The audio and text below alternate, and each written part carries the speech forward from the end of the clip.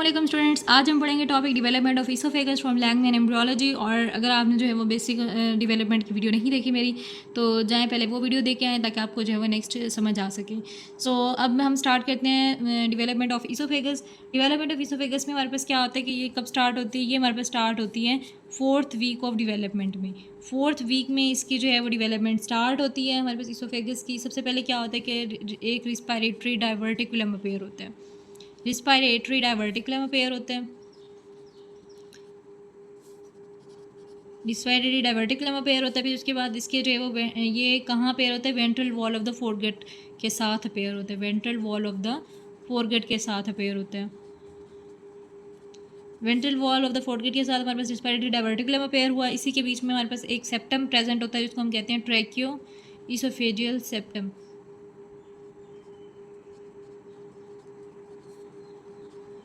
ट्रैकियो oesophageal septum appear होता है और इसी के जो है वो दो पार्ट्स बन जाते हैं।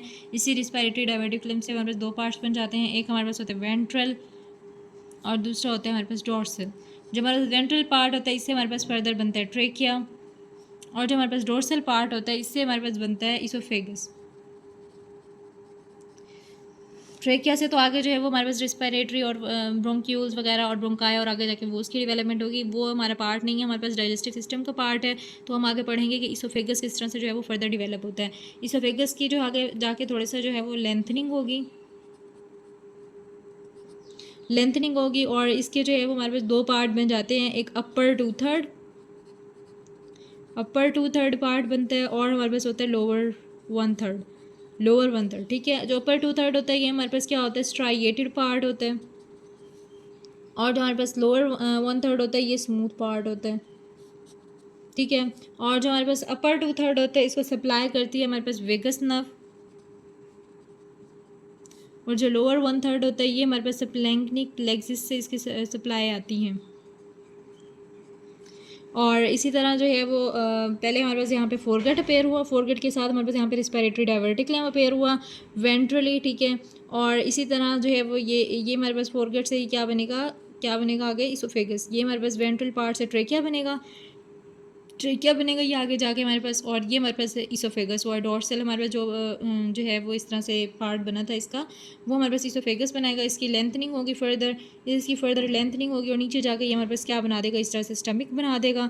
और ये इसके अपर टू थर्ड पार्ट होता है, लोअर वन थर्ड पार्ट होता है। जो अपर टू थर्ड होता है वो स्ट्राइएटेड होता है, उसको वेगस नर्व सप्लाई करती है, और जो लोअर वन थर्ड होता है उसको ये स्मूथ होता है और ये लैंग्निक प्लेक्सिस को सप्लाई करता है।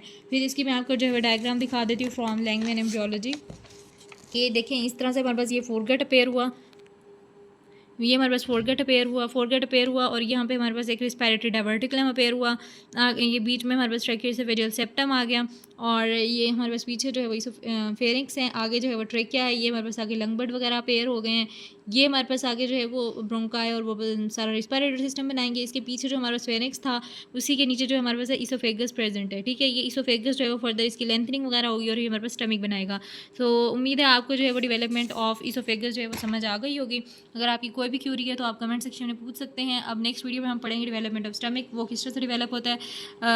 अगर आपको वीडियो पसंद आई है तो इसको लाइक करें, सब्सक्राइब करें हमारे चैनल को। Thank you so much. अल्लाह हाफिज़।